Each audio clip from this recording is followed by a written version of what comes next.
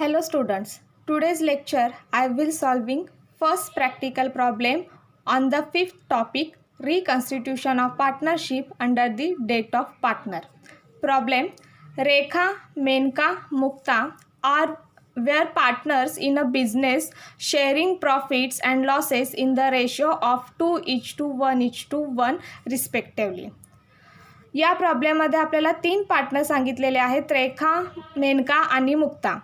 त्यांचा profit sharing ratio आपल्याला 2:1:1 इथे सांगितलेला आहे. There balance sheet as on 31 March 2019. इथे खाली आपल्याला या तिन्ही पार्टनरचा बॅलन्स शीट दिलेला आहे. Balance sheet as on 31 March 2019.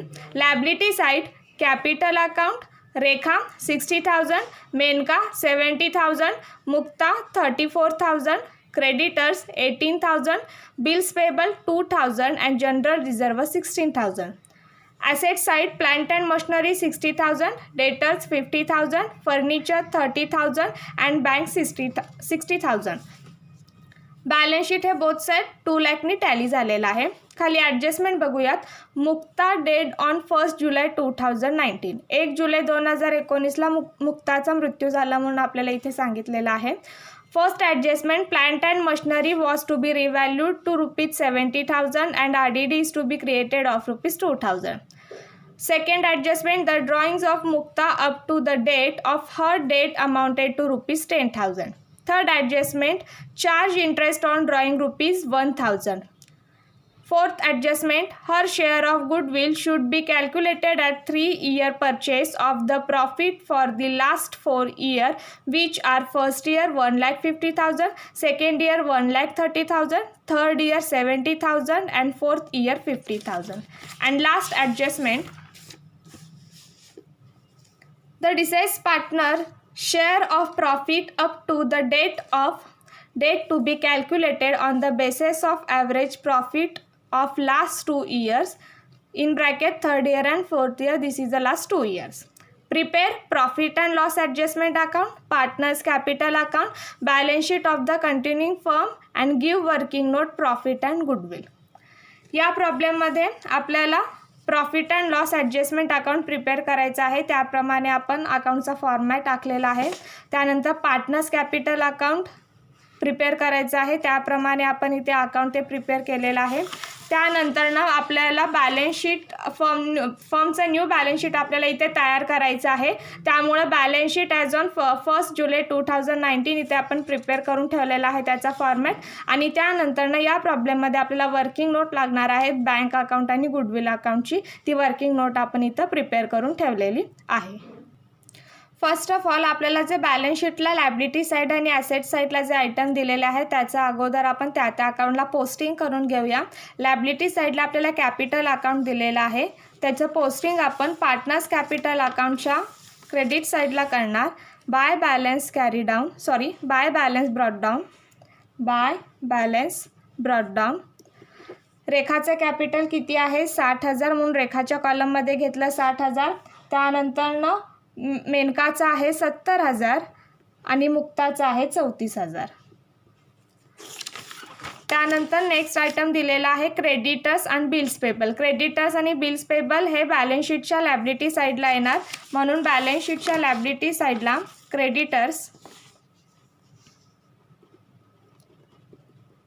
क्रेडिटर्सची amount काय दिलेली आहे आपल्याला इथे?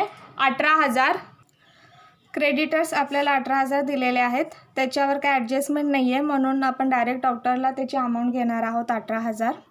त्यानंतर बिल्स पेबल आहे. बिल्स पेबल पण बॅलन्स शीटच्या लॅबिलिटी साईडला येतं म्हणून बिल्स पेबलची अमाऊंट आपल्याला किती दिलेली आहे? 2,000 म्हणून आउटर कॉलममध्ये घेतला आपण इथे 2,000. त्यानंतर लॅबिलिटी साईडला आपल्याला जनरल रिझर्व दिलेला आहे. हा जो रिझर्व आहे तो पार्टनरचा आहे. त्यामुळं प्रॉफिट शेअरिंग रेशोप्रमाणे आपल्याला तो जनरल रिझर्व त्या तिन्ही पार्टनर्समध्ये डिस्ट्रीब्यूट करायचा आहे. त्यामुळं पार्टनर्स कॅपिटल अकाउंटच्या क्रेडिट साईडला घेऊया बाय जनरल रिझर्व.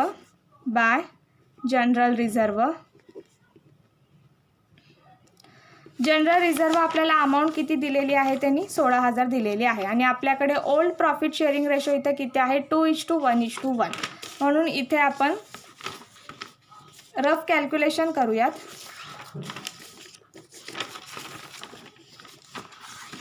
16,000.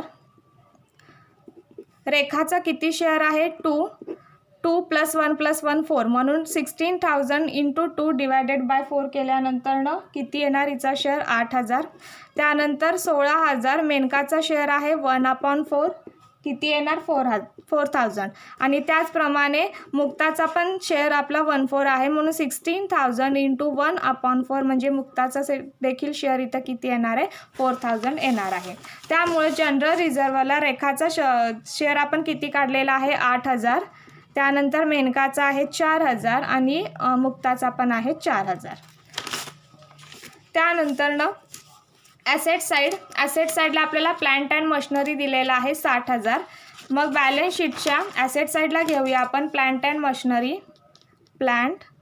मशिनरी 60,000 आपल्याला दिलेला आहे आणि याच्यावर आपल्याला ॲडजस्टमेंट दिलेली आहे, म्हणून आपण इनर कॉलमला 60,000 घेऊया. ॲडजस्टमेंट असल्यामुळे इथं एक लाईन आपण सोडूया. त्यानंतर डेटर्स दिलेले आहेत. डेटर्स आपल्याला किती दिलेले आहेत? 50,000 दिलेले आहेत, त्यामुळे इनर्स कॉलमला आपण डेटर्स घेतले 50,000. त्यानंतर ना ॲसेट साईडला आपल्याला इथे फर्निचर दिलेलं आहे 30,000 आणि बँक दिलेला आहे 60,000. त्यामुळे डेटर्सवर पण ॲडजस्टमेंट असल्यामुळे आपण ते इनर कॉलमला घेतलं 50,000. त्यानंतरनं एक लाईन सोडूया. फर्निचर किती दिलेलं आहे? 30,000. त्याच्यावर ॲडजस्टमेंट नाही आहे, म्हणून आउटर कॉलमला घेऊया 30,000 इथे. त्यानंतर बँक बॅलन्स आपल्याला त्यांनी किती दिलेला आहे? 60,000 दिलेला आहे. त्यामुळे वर्किंग नोटमध्ये आपण बँक अकाउंट ओपन केलेला आहे. बँक अकाउंटच्या डेबिट साईडला घेऊया टू बॅलन्स ब्रॉटडाऊन किती आहे? 60,000. इथं घेतलं आपण 60,000.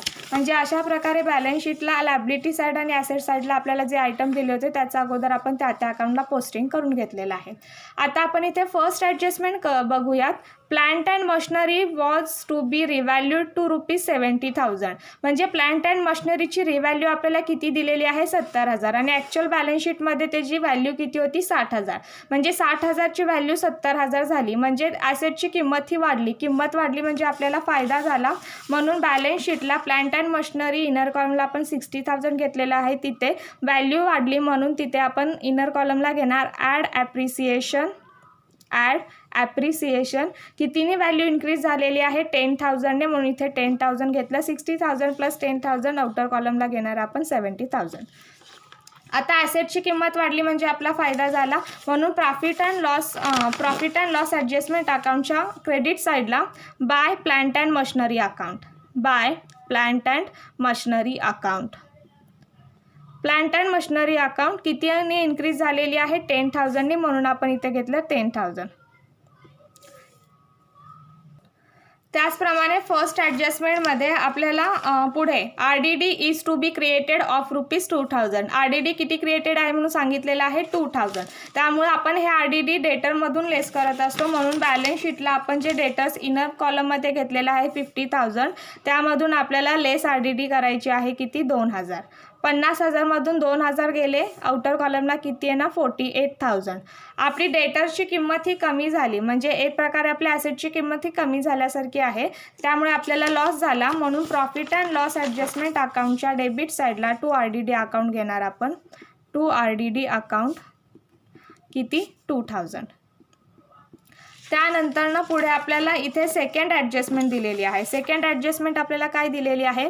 The drawings of Mukta up to the date of her date amounted to ₹10,000. म्हणजे मुक्ताच्या मृत्यूपर्यंत मुक्ताने ड्रॉइंग्स म्हणजे उचलची अमाऊंट आपल्याला तिची किती सांगितलेली आहे? 10,000. म्हणजे तिच्या मृत्यूपर्यंत मुक्ताने तिच्या खर्चासाठी म्हणजे तिनं ड्रॉइंग्स उचल हे किती अमाऊंटेड रुपीजनं ड्रॉइंग्स उचललेलं आहे म्हणून सांगितलेलं आहे 10,000. त्यामुळं पार्टनर्स कॅपिटल अकाउंटच्या डेबिट साईडला टू ड्रॉइंग्स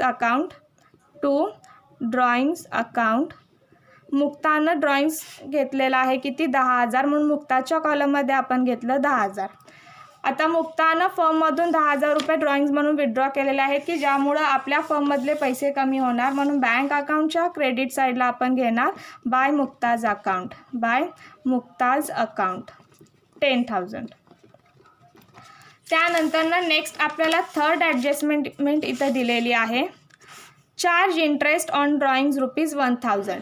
म्हणजे मुक्तानं जे 10,000 ड्रॉइंग्स घेतलं होतं त्याच्यावर इंटरेस्ट म्हणून त्या ड्रॉइंगवर किती चार्ज केलेला आहे? 1000 इंटरेस्ट इथं चार्ज केलेला आहे. आता 1000 इंटरेस्ट चार्ज केला म्हणजे इंटरेस्ट ऑन ड्रॉइंग म्हणजे हे आपलं एक प्रकारे इन्कम आहे. म्हणून पार्टनर्स कॅपिटल अकाउंटच्या डेबिट साईडला टू इंटरेस्ट ऑन ड्रॉइंग्स किती आहे? 1000. म्हणून मुक्ताच्या कॉलममध्ये घेतलं आपण 1000. म्हणजे मुक्ताने आपल्या फर्ममधून 10,000 रुपये ड्रॉइंग म्हणून घेतलेले होते की जे तिनं देणं आहे. म्हणजे मुक्ता ही पार्टनर आपली डेटर्स आहे. त्यामुळे आपण ॲसेट साईडला ते मायनस करणार आहोत profit and loss suspense account म्हणून. Profit and loss suspense account. आता मुक्ताचे आपल्याकडे पैसे आहेत त्यामुळं इथे आपण ब्रॅकेटमध्ये -1000 करणार आहोत. जेव्हा आपण मुक्ताला पैसे देणार आहोत तेव्हा त्यामधून आपण 1000 कट करून तिचा आपण शेअर देणार आहोत. अशा प्रकारे ही तिसरी ॲडजस्टमेंट आपण इथे बघितलेली आहे. त्यानंतरनं फोर्थ ॲडजस्टमेंट दिलेली आहे. Her share of goodwill should be calculated at 3 year purchase of the profit for the last 4 year which were first year ₹1,50,000, second year ₹1,30,000, third year ₹70,000 and fourth year ₹50,000. इथे आपल्याला मुक्ताचा गुडविलचा share किती आहे calculate करायचा आहे आणि त्यासाठी आपल्याला 4 years इथं प्रॉफिट दिलेलं आहे. म्हणजे आपल्याला इथे व्हॅल्युएशन ऑफ गुडविल हे कॅल्क्युलेट करावं लागणार आहे. म्हणून वर्किंग नोट घेऊया. इथे working note valuation of goodwill. आता व्हॅल्युएशन ऑफ गुडविल काढण्यासाठी आपल्याला ॲडजस्टमेंटमध्ये 4 yearचे प्रॉफिट दिलेले आहेत. त्यामुळं फर्स्ट स्टेप आपण टोटल प्रॉफिट किती आहे ते कॅल्क्युलेट करून घेऊया. टोटल प्रॉफिट फर्स्ट इयरला किती दिलेला आहे आपल्याला प्रॉफिट? 1,50,000 प्लस सेकंड इयरला आपल्याला प्रॉफिट किती दिलेला आहे? 1,30,000 प्लस थर्ड इयरला प्रॉफिट आपला 70,000 आहे आणि प्लस फोर्थ इयरला 50,000 प्रॉफिट आहे. मग टोटल प्रॉफिट आपले 4 yearचे किती झालेले आहेत? किती कॅल्क्युलेट केला आपण? 4 lakh कॅल्क्युलेट केला. आता त्यानंतर ॲव्हरेज प्रॉफिट किती आहे ते काढूया सेकंड स्टेपमध्ये. सेकंड स्टेप आहे आपली average profit. Average profit calculate करण्याचा आपला फॉर्म्युला आहे total profit divided by number of years. Total profit आपण फाइंड आउट केलेला आहे फर्स्ट स्टेपमध्ये 4 lakh. म्हणून 4 lakh डिवायडेड बाय हे किती वर्षाचा प्रॉफिट आहे? 4 वर्षाचा आहे. म्हणून डिवायडेड बाय आपण 4 केलं. म्हणून 4 lakh डिवायडेड बाय 4 केल्यानंतर ॲव्हरेज प्रॉफिट आपण किती कॅल्क्युलेट केलेला आहे? 1 lakh कॅल्क्युलेट केलेला आहे. आता ॲव्हरेज प्रॉफिट आपल्याला मिळालेलं आहे त्यावरून आपण गुडविल फाइंड आउट करू शकतो. टोटल गुडविल फर्मचं किती आहे? त्यामुळे गुडविल त्याचा फॉर्म्युला आहे average profit into number of years purchase. आता आपण ॲव्हरेज प्रॉफिट सेकंड स्टेपमध्ये फाइंड आउट केलेला आहे 1 lakh. म्हणून ॲव्हरेज प्रॉफिट आपण इथं घेतलं 1 lakh into number of years purchase. आपल्याला इथं ॲडजस्टमेंटमध्ये त्यांनी नंबर ऑफ इयर्स परचेस म्हणजे गुडविल हे किती वर्षासाठी मेंटेन केलेलं आहे म्हणून इथं सांगितलेलं आहे 3 year. म्हणून इथे नंबर ऑफ इयर्स परचेसमध्ये आपण इंटू 3 करणार. म्हणून 1 lakh इंटू 3 म्हणजे किती येणार? 3 lakh येणार. आता आपण टोटल फर्मचं गुडविल किती आहे ते कॅल्क्युलेट केलेलं आहे 3 lakh. पण या 3 lakhमध्ये आपल्याला मुक्ताचा शेअर किती आहे फाइंड आउट करायचा आहे. त्यामुळे इथे आपण खाली घेऊया मुक्ताज गुडविल शेअर. आता टोटल गुडविल आपण काढलेला आहे फर्मचं 3 lakh. म्हणून आपण इथे घेतलं 3 lakh इंटू मुक्ताजचं शेअर आहे. इथे आपण बघितलेलं आहे की जेव्हा आपण general reserve find out general रिझर्वमध्ये आपण मुक्ताचा शेअर करत होतो तेव्हा तिचा शेअर आपण किती केलेला आहे? 1/4. कारण इथे आपल्याला ओल्ड प्रॉफिट शेअरिंग रेशोप्रमाणे 2:1:1 सांगितलेलं आहे. म्हणजे इथं मुक्ताचा शेअर किती आहे? 1/4 असणार आहे. त्यामुळं 3 lakh इंटू 1/4. मग 3 lakh इंटू 1/4 केल्यानंतर किती येणार? कॅल्क्युलेशन आपलं 75,000. म्हणजे इथं गुडविल मुक्ताच्या शेअरचं किती आलेलं आहे? 75,000 आलेलं आहे. आता गुडविल रेज झालेलं आहे म्हणजे यांची एंट्री काय येणार आहे? Goodwill to Mukta's capital account. म्हणून आपण जे वर्किंग नोट इथे तयार केलं होतं गुडविल अकाउंटच्या डेबिट साईडला घेऊया. तो Mukta's capital account to Mukta's capital account किती येणार 75,000 आणि मुक्ताज कॅपिटल अकाउंटच्या क्रेडिट साईडला येणार बाय गुडविल अकाउंट. मुक्ताज कॅपिटल अकाउंटच्या क्रेडिट साईडला येणार by goodwill account. By goodwill account किती येणार 75,000. म्हणजे अशा प्रकारे आपण इथे थर्ड ॲडजस्टमेंट बघितलेली आहे, सॉरी फोर्थ ॲडजस्टमेंट बघितलेली आहे गुडविलची. त्यानंतर ना पुढची लास्ट ॲडजस्टमेंट आपली इथं आहे. काय दिलेलं आहे, the deceased partner share of profit up to the date of the date to be calculated on the basis of average profit of last 2 years. आता या ॲडजस्टमेंटमध्ये आपल्याला जो डेट पार्टनर आहे म्हणजे मुक्ताचं शेअर ऑफ प्रॉफिट किती आहे ते आपल्याला फाइंड आउट करायचं आहे आणि त्यासाठी आपल्याला बेस म्हणून त्यांनी लास्ट 2 year म्हणजे थर्ड आणि फोर्थ इयरचं ॲव्हरेज प्रॉफिट आपल्याला ॲज अ बेस म्हणून कॅल्क्युलेशन करताना तिथे घ्यायचं आहे. त्यामुळे इथे वर्किंग नोट घेऊया परत एकदा. वर्किंग नोट घेऊया आपण. Calculation of share of profit. Calculation of share of profit. आता आपल्याला करंट इयरचं प्रॉफिट काढायचं आहे म्हणून इथे आपण खाली घेऊया profit of current year. Profit of current year. Current इयरचं प्रॉफिट काढण्यासाठी आपल्याला बेस कोणत्या प्रॉफिटचा घ्या म्हटलं, लास्ट 2 yearचा प्रॉफिट म्हणून average of the profit of last 2 year.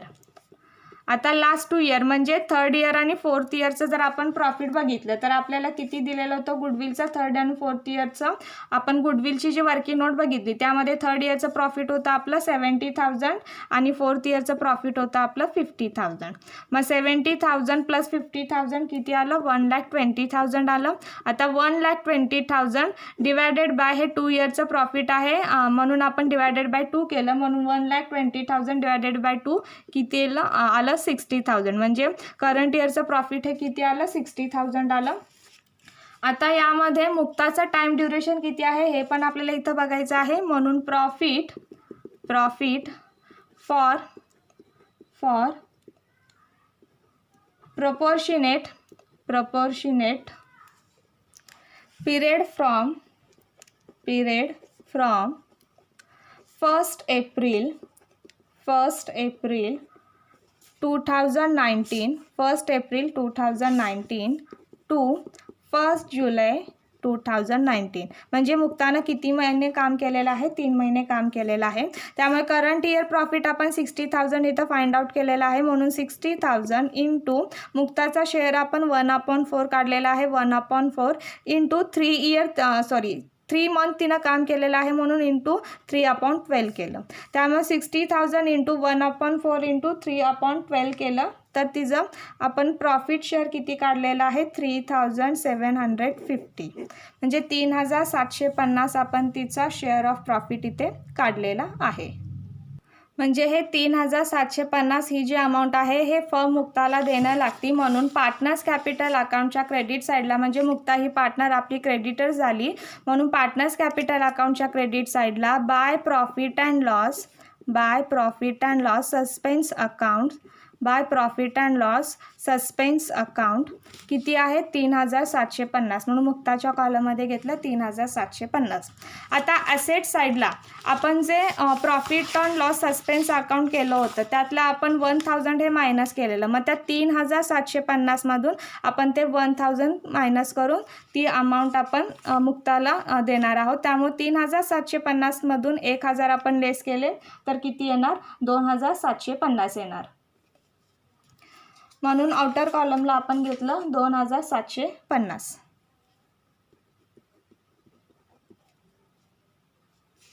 म्हणजे अशा प्रकारे आपण ही लास्ट ॲडजस्टमेंट बघितलेली आहे. आता आपण एक एक अकाउंट क्लोज करूया. फर्स्ट ऑफ ऑल आपण वर्किंग नोटमधले जे अकाउंट आहे ते अकाउंट आपण क्लोज करूया. फर्स्ट वर्किंग नोटमधलं आपलं अकाउंट आहे बँक अकाउंट बोथ साईड 60,000नी टॅली होतं कारण डेबिट साईडची टोटल ही जास्त आहे म्हणून बोथ साईड आपण 60,000नं टॅली केलं. आता 60,000मधून क्रेडिट साईडची 10,000 अमाऊंट आपण मायनस केली तर डिफरन्स कितीचा येतो 50,000चा येतो. त्याला आपण काय नाव देणार बाय बॅलन्स कॅरी डाऊन किती येणार 50,000. आता हे 50,000 आपण ॲसेट्स साईडला ट्रान्सफर करणार आहोत बँक बॅलन्स म्हणून मग बँक बॅलन्स आपला किती आहे 50,000. त्यानंतर गुडविल अकाउंट क्लोज करणार आहोत. बोथ साईड गुडविल हे 75,000नी टॅली होतं, म्हणून बोथ साईड आपण गुडविल हे 75,000नी टॅली केलं. क्रेडिट साईड नील आहे म्हणून जे डिफरन्स आहे तो 75,000 राहणार आणि त्याला आपण नाव काय देणार बाय बॅलन्स कॅरी डाऊन. आता हे जे बॅलन्स आहे गुडविलचा तो आपण बॅलन्स शीटला ॲसेट साईडला ट्रान्सफर करणार आहोत, म्हणून ॲसेट साईडला गुडविल किती येणार 75,000 येणार. आता त्यानंतर आपण फर्स्ट जे अकाउंट प्रिपेअर केलं होतं profit and loss adjustment account, ते अकाउंट आपण आधी क्लोज करूया. प्रॉफिट अँड लॉस ॲडजस्टमेंट अकाउंटची आपली क्रेडिट साईडची टोटल जास्त आहे 10,000, म्हणजे हे अकाउंट आपलं 10,000ने टॅली होतं. आपण हे अकाउंट 10,000ने क्लोज करूयात. 10,000मधून 2,000 लेस केले तर डिफरन्स कितीचा येतो आपला 8,000, म्हणजे हा 8,000 आपला काय झालेला आहे प्रॉफिट झालेला आहे. म्हणून to profit transferred to capital account. आता आपलं फर्स्ट पार्टनर कोण आहे रेखा, त्यानंतर सेकंड पार्टनर आहे आपली मेनका आणि थर्ड पार्टनर आहे आपली मुक्ता. मग आता रेखाचा शेअर आपण इथे रफ कॅल्क्युलेशन करून घेऊया. आधी आपण जर ओल्ड प्रॉफिट शेअरिंग रेशो बघितला तर 2:1 आहे. त्यामुळे प्रॉफिट किती आहे 8,000चा. आपला ओल्ड प्रॉफिट शेअरिंग रेशो आहे 2:1. त्याप्रमाणे आपल्याला हे जे प्रॉफिट अँड लॉसचं जे प्रॉफिट बॅलन्स आहे तो आपल्याला या प्रॉफिट शेअरिंग रेशोप्रमाणे डिस्ट्रीब्यूट करायचं आहे. त्यामुळं रेखाचा शेअर आहे 2/4. मग 8,000 इंटू 2/4 केलं तर रेखाला किती शेअर मिळणार 4,000. त्याचप्रमाणे 8,000 इंटू 1/4 आपण मेनकाचं काढलं तर किती येणार 2,000 आणि सेम मुक्ताचा सुद्धा किती शेअर येणार 1/4 म्हणजे 2,000 येणार. म्हणून प्रॉफिट अँड लॉस ॲडजस्टमेंट अकाउंटच्या डेबिट साईडला रेखाला किती प्रॉफिट डिस्ट्रीब्यूट होणार 4,000, मेनकाला 2,000 आणि मुक्ताला 2,000. म्हणजे अशा प्रकारे हे प्रॉफिट आपण या तिन्ही पार्टनर्समध्ये ओल्ड प्रॉफिट शेअरिंग रेशोप्रमाणे डिस्ट्रीब्यूट केलेला आहे. आता हा जो प्रॉफिट आहे तो आपल्याला पार्टनर्स कॅपिटल अकाउंटच्या क्रेडिट साईडला ट्रान्सफर करायचा आहे. म्हणून by profit and loss adjustment account आपल्याला प्रॉफिट झालेला आहे म्हणून इन ब्रॅकेट प्रॉफिट घेऊया. रेखाला किती प्रॉफिट झालेला आहे 4,000, मेनका 2,000 आणि मुक्ता 2,000.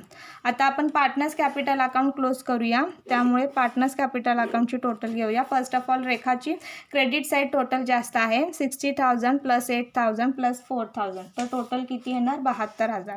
म्हणजे हे अकाउंट 72,000ने काय होतं बोथ साईड क्लोज होतं.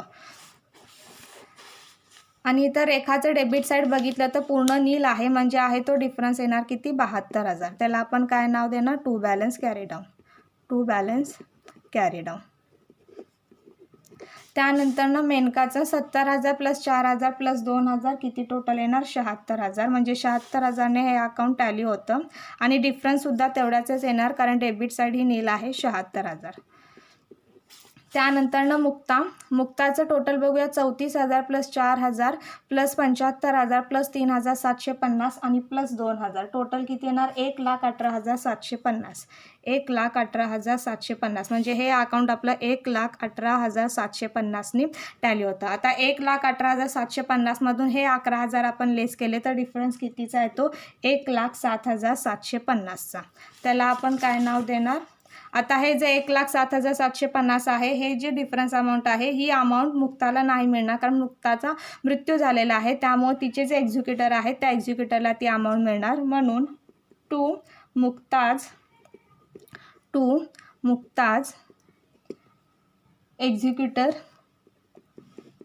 एक्झिक्युटर्स लोन अकाउंट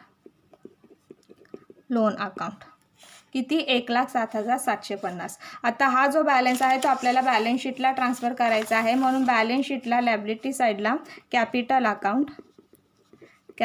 अकाउंट रेखा आणि त्यानंतरनं मेनका. आता रेखाचा किती बॅलन्स कॅरी डाऊन आहे 72,000 आणि मेनकाचा आहे 76,000. म्हणून आउटर कॉलमला रेखाचं 72,000 आणि मेनकाचं 76,000. आणि त्यानंतरनं मुक्ताचं लोन अकाउंट किती 1,07,750. म्हणून मुक्ताज एक्झिक्युटर लोन अकाउंट किती आहे 1,07,750. मग आता आपण बॅलन्स शीट टॅली करून घेऊया. बॅलन्स शीटची टोटल घेऊया. लॅबिलिटी साईडला 18,000 plus 2,000 plus 72,000 plus 76,000 plus 1,07,750 plus 18,000 आणि प्लस 2,000. लॅबिलिटी साईडची टोटल किती येते 2,75,750. ॲसेट साईड बघूया. ॲसेट साईडला 70,000 48,000 30,000 2,750 75,000 आणि 50,000. लॅबिलिटी साईडची टोटल किती येणार 2,75,750. म्हणजे अशा प्रकारे आपलं बॅलन्स शीट हे 2,75,750ने टॅली झालेलं आहे. म्हणजे अशा प्रकारे आपण इथे फर्स्ट प्रॉब्लेमचं इथे सोल्युशन बघितलेलं आहे. Thank you for listening me.